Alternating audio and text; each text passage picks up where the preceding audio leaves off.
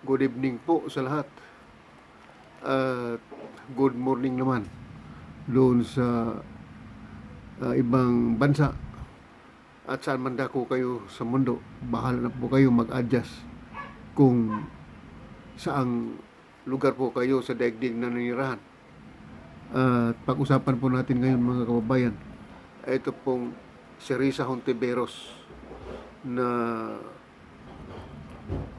bumanat na kagad doon sa appointment ni Inday Sara na samantalang hindi pa naman po nakaupo at hindi pa naproklama. Ito pong ating mga presumptive or elected President and Vice President hindi pa po nanumpa at hindi pa po nakaupo sa pwesto. Pero binanata na kaagad ni Risa Hontiveros tungkol po sa appointment na ibinigay sa kanya ni BBM dyan po sa DepEd. So yun po yung ating pag-usapan ngayon. Pero bago dyan tayo magpapatuloy, hilingin ko po ang inyong subscribe sa ating YouTube channel, Money TV Komentaryo. Paki-like na lamang po at paki-share sa inyong mga kaibigan saan man dako sa mundo. Siyempre, click po ninyo yung notification bell para tuloy-tuloy po kayong updated sa ating mga bagong video. At katulad po ng ating pag-usapan ngayon, ay itong si Risa Hontiveros ay binanatan kaagad ang appointment ni Inday Sara na kung saan hindi pa nga nanumpa at hindi pa nakaupo ay itong ating mga elected na bagong Pangulo at Vice President. Inupakan na kaagad ni Risa Hontiveros. Ang sabi niya, dapat daw ang italaga dyan sa DepEd ay yung expert sa education. Yan po yung sabi ni Risa Hontiveros. Natatanda natin mga kababayan, itong si Risa Hontiveros ay pabalik-balik na ito sa Senado. At ito lang ngayon nakapagtataka kung bakit nakalusot pa itong si Risa Hontiveros sa eleksyon na ito bilang senador. Siya po yung pang-11 nakapasok po siya dito. Siguro hindi na rin na po natin sisisihin yung ating mga kababayan kung bakit nakalusot ito. Siguro nalinlang yung ating mga kababayan dyan sa mga patotsada niya dyan sa social media na ano yung mga buladas niyan. Pero ito pong appointment ni Inday Sara ay sinabi na ni BBM doon kay Inday Sara at kaya nga nagkaalaman kagad na ilalagay siya doon sa DepEd. At ito si Senator Hontiveros ang tawag dito. Ito po yung kaisa-isang dilawan na nakapasok sa panig ng oposisyon dyan sa Senado. Ito namang si Subiri at Pimentel, itong dalawang ito ay lumalaro din ito. Hindi natin matiyak kung saan ito kakampi kasi lumalaro-laro ito na hindi natin malaman kung ano ang iniisip nito sapagkat kahit pa man doon sa panahon ng kampanya, hindi ito masyadong sumisipot doon sa mga rally ni BBM at Inday Sara. Itong si Pimentel, ganun din ito na hindi naman kasama sa unity ito noon. Pero ito si Pimentel ay certified na dilawan talaga ito. Ngayon, palibhasa si Hontiveros ay siya lang ang nakalusot, so mayroon pa rin kakampi siya pagdating sa Senado. Hindi nating matiyak kung saan ito si Subiri, kung anong klaseng laro itong style ni Subiri at saka ni Pimentel. So dito mga kabayan ay may kakampi pa si Risa Hontiveros dito. Hindi pa nakaupo itong si BBM at Inday Sara. Binanata na kaagad na tungkol po dyan sa appointment. At hindi lamang po, basta si Inday Sara, hindi na yan hindi yan basta-basta appointed lamang ng presidente, sapagkat si Inday Sara po ay elected po yan ng 31 million Pilipinos yung nakaraan election. Kaya pagka bigyan yan ng appointment ng Pangulong Marcos, ay automatic po yan. Kasi nga, yan ay elected. Hindi yan ordinaryong cabinet secretary. Vice President po yan. Kaya nga po, itong Vice President ay napakahalaga sa isang kabinete, sapagkat po yan po yung nakalagay dyan sa konstitusyon. Pampalit po yan sa Pangulo kung sakali ang Pangulo ay mawala o nagkasakit na hindi na makayanan. So yun po yung responsibilidad ng Vice President. Pagkatapos ngayon, ilagay ni BBM, binigyan ng appointment diyan sa DepEd, ay uupakan kaagad ni Sara, ni Risa Hontiveros. Oh, anong klaseng tao ka, Hontiveros? Hindi pa nakaupo yung bagong elected natin na Pangulo at Vice President, upakan mo na kaagad. Anong batayan mo? Nababanatan mo kaagad. Hindi mo man lang hinihintay yung 100 days. Pag naglaps yung 100 days, matapos na ninyo obserbasyon ninyo, pag nakita niyo walang ginawa, pwede na kayong bumatikos. Pero ngayon wala po kayong dahilan. Babatikusin ninyo na hindi pa nakaupo, hindi pa nga naproklama eh. Anong klase ka? Elected si Inday Sara ng 31 million Pilipinos at si Marcos. Pagkatapos hindi pa nakaupo, ngayon titirahin nyo na. Mahiya kayo sarili ninyo. Ano kayo? Hello? Eto. Tapos sasabihin ninyo na hindi qualify si Sara diyan sa posisyon na yan sa DepEd. Maraming, kung inyong i-review yung mga nakaraang mga secretaries sa mga previous administrations diyan sa DepEd, marami pong mga secretaries diyan sa nakaraan sa DepEd na wala pong, natapos na lang ang 6 years, wala pong nagagawa. Si Sara hindi pa nakaupo, banatan mo na. Ikaw, anong nagagawa mo nung nakalagay ka doon, naka-assign ka doon sa PhilHealth? Sige nga, sagutin mo. Nung nandoon ka sa PhilHealth, anong nagawa mo? Hindi ka naman doktor. Pero may mga balita sa iyo doon na hindi magandang report. Sana hindi ka na lang tumakbo ng pagkasenador ngayon. Bumalik ka na lang doon sa PhilHealth, kasi doon sa PhilHealth maraming pera.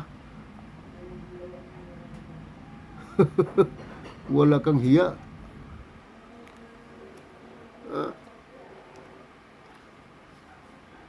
Ngayon, ang lahat ng Vice President, 100% po yan na qualify sa anumang posisyon na ibibigay ng Pangulo dyan po sa gabinete. Bakit po? Hinalal po ng taong bayan yan. Yan ang papalit sa Pangulo kung sakali ang Pangulo ay mawawala. Yan po yun. Ha? Hindi mo ba alam yan? Ang papalit, kung yan ang papalit, kung sakaling ang Pangulo ay mawala sa pwesto o nagmatindi ang kanyang karamdaman. Sa ngayon mga kababayan, ito pa, isa pa. Trending ngayon dyan sa Twitter, mga kababayan, na ito pong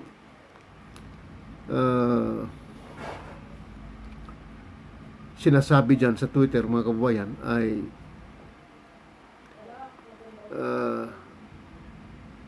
ito pong Keto 14. Yung Keto 14, mga kababayan, yan po yung trending ngayon na lumalabas dyan sa Twitter.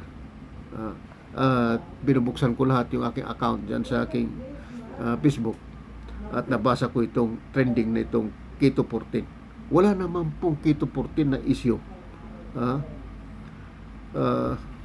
na ipapatupad daw po ni Inday Sara pag nakaupo na siya. Wala pong Keto 14. Yan po yung bagong patutsada nila ngayon na atake. Hindi pa nakaupo yung tao ay babanatan na nila. Kaya ito pa, Hontiveros, ito ay sasabihin ko sa iyo, magpresidente ka muna bago mo pakikialaman yung appointment ni Inday Sara. Kailangan magpresidente ka muna kung gusto mo makikialam, magpresidente ka muna. May karapatan kang mag-appoint ng cabinet secretary mo nung ka na pakikialaman mo ang appointment ni BBM doon kay Inday Sara. Wala kang karapatan na makialam doon. Magpresidente ka muna kung gusto mo. Sasabihin mo, magsalita ka pa na hindi qualify si Sara sa DepEd. Kapal ng mukha mo, Hontiveros.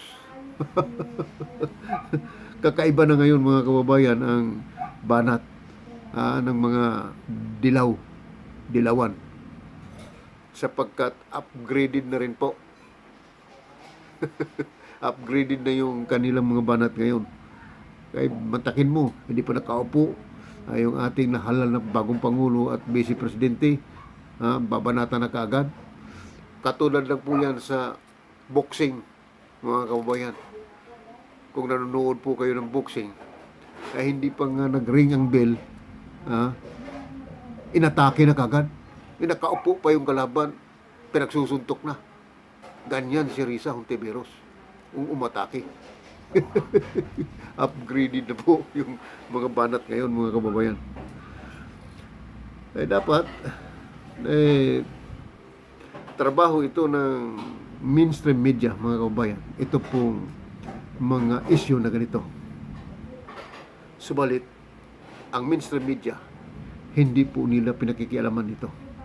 Nagiging baliktad na ngayon. Nasa halip ang mainstream media, sila po yung magbabalita niyan, kundi baliktad na. Yun na po mga vloggers ang gumagawa nito at nagtutuwid sa mga kabaluktutan ng mga kapahayagan ng mga dilawan. Ay palibhasay kasi, ito ding mga mainstream media ay grupo din ito ng mga dilawan. Kaya tuloy ang taong bayan ay nawala ng tiwala sa mainstream media at sa mga dilawan. Lalo na ngayon na itong si Leni Robredo ay hindi pa nag-concede. Ano kayang hinihintay nito? Himala. Parang lumalabas na nag-ipo ng puwersa para sa kanilang binabalak, kung ano man ang inyong binabalak. Yan po yun. Kaya ito pang mga kandidato ng mga talunan, na hindi marunong tumanggap ng pagkatalo tulad ni Leni Robredo at Kiko Pangilinan. Dapat ito sa sunod na eleksyon, ito pong kumilig ay sa kanilang interview o sa kanilang mga application ay tatanungin ito mga kandidato ito ng pagkapangulo na marunong ka bang tumanggap kung matalo ka. Dapat ganyan. Dagdagan ninyo kumilik yung inyong mga katanungan sa kanila, lalo na pagdating dyan sa debate o interview. Kasi katulad nito ngayon, naglilikha ng gulo ito. Yung kanilang mga kakampon ay nagrarally dyan sa kalsada. Sa kanilang pagrarally dyan sa kalsada, pag nakatsimpo yan, o ano man ang kanilang binabalak sa mga leader dyan tulad ni Leni Robredo at Kiko Pangilinan, pwede po nilang gawin yan. Yan po. Dapat sila po ang mag-order sa kanilang mga taga-suporta na suportahan natin ang gobyerno at sasabihin si Marcos ang ating presidente. Dapat ganun. Ay hindi eh. Kahit yung kanilang mga supporters tulala din hindi rin alam. Ay palibhasay nagmanamana yung mga karakter nila na lutang din ang utak. Naghihintay din kayo nung ano sasabihin ng kanilang leader. Tama ba naman yan? Vice President? Tapos hindi marunong magbigay ng abiso o advice doon sa kanyang mga supporters. Wala na po kayong aasahan na mananalo. 98% matatapos na ang bilangan. Tapos sasabihin yung dayaan, palibhasa ay gawain nyo noong 2016.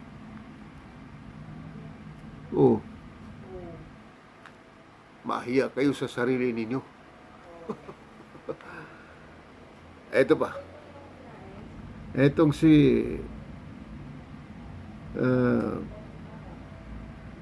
Leni at Kiko.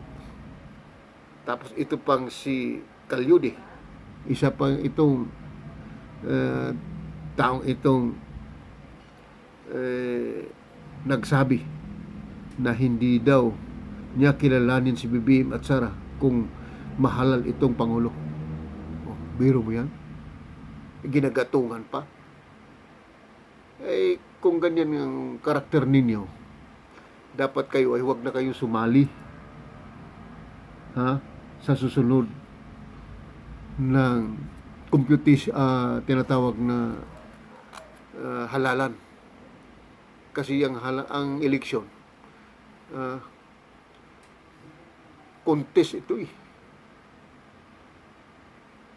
Pagka kayo ay hindi marunong tumanggap ng pagkatalo, wag na kayong sumali sa eleksyon. Kasi iniisip ninyo na kayo lang ang tama at walang karapatan yung iba na mananalo. Yun yung problema ninyo. Baliktad yung utak ninyo. Yan po yung dapat baguhin sa kumilig. Ay yung kanilang patakaran dyan. Bigyan ng halaga yung tanong na kung matalo ka, mag-concede ka ba? Ngayon kung hindi, sabihin hindi, ay disqualified na kagad. Pero wala na problema. Dapat ganun. So, meron pa po tayong isang issue na ating pag-usapan. Ito pong hinahanap na wala po sandali lamang.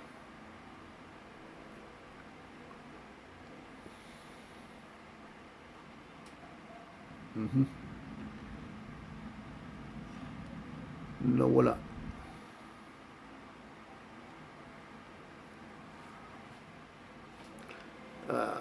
Hahanapin pa natin. Ito pong issue tungkol doon sa ibinabato naman nila doon sa kampo ni BBM na banta daw po sa demokrasya ng Pilipinas. Yung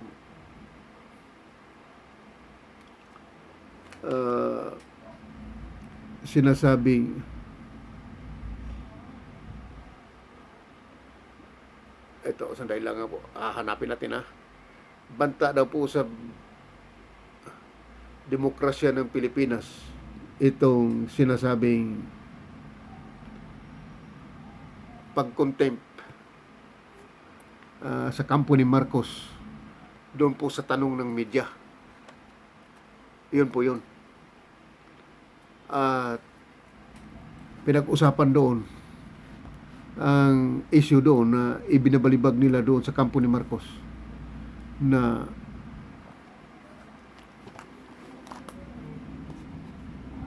dali lang po hahanapin natin yung ating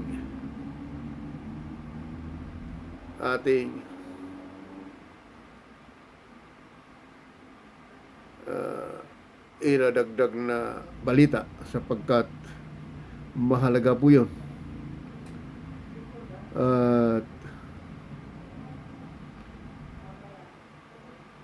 kung hindi man natin makita,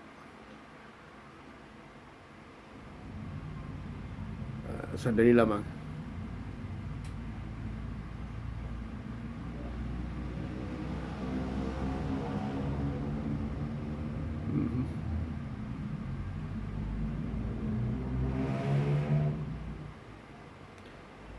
Hindi na makita.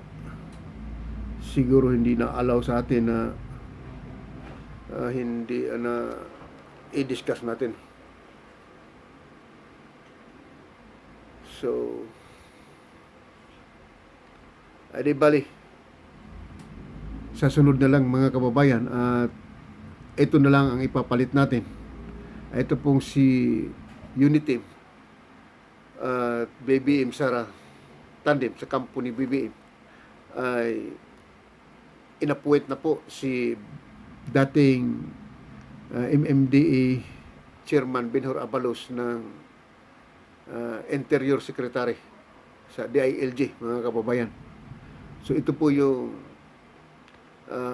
isa pang appointment ni Marcos. At aabangan din po natin dito kung mayroong aalma dyan ng mga dilawan. Sapagkat ito pong si Benhur Abalos ay galing po sa MMDA at nagiging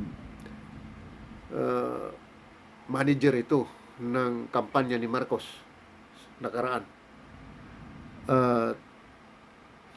Nakakabuti ito at pinagkatiwalaan ito ni Marcos dyan po sa DILG.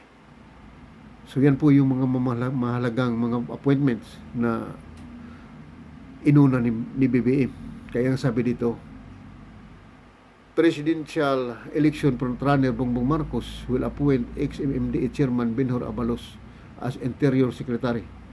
Marcos spokesperson Vic Rodriguez says Abalos has accepted the nomination. Ayan po. Yan po yung statement na sinasabi ng balitang ito. Dahil dyan mga kababayan, ay asahan pa natin ang mga susunod na mga issue ng pag-umpisa ni Marcos ng pag-appoint ng kanyang member sa kabinete. So pansamantala mga kababayan, yan lang muna at hanggang sa susunod na video. At God bless all.